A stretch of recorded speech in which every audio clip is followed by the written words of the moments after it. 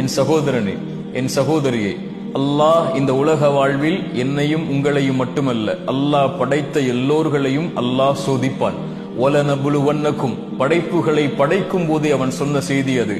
நிச்சயமாக நான் சோதிப்பேன்.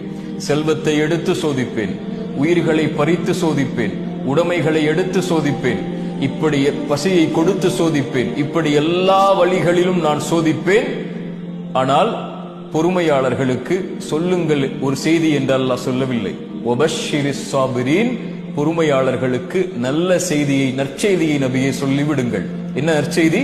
அல்லதீன இதா அஸாபத்துஹும் முஸீபா, அவர்களுக்கு ஏதாவது சோதனை ஏற்பட்டால் அவர்கள் என்ன தெரியுமா சொல்லுவார்கள்? இன்னா லில்லாஹ், நாங்கள் அல்லாஹ்வை சார்ந்தவர்கள். வ இன்னா இலைஹி ராஜிஊன், அவனிடத்தில் தான் நாங்கள் செல்ல இருக்கிறோம். எங்களை படைத்தவன் அவன், எங்களை மரணிக்க செய்பவனும் அவன்தான். அவனுடைய நாட்டத்தை மீறி எங்களுடைய வாழ்வில் எதுவும் நடக்காது.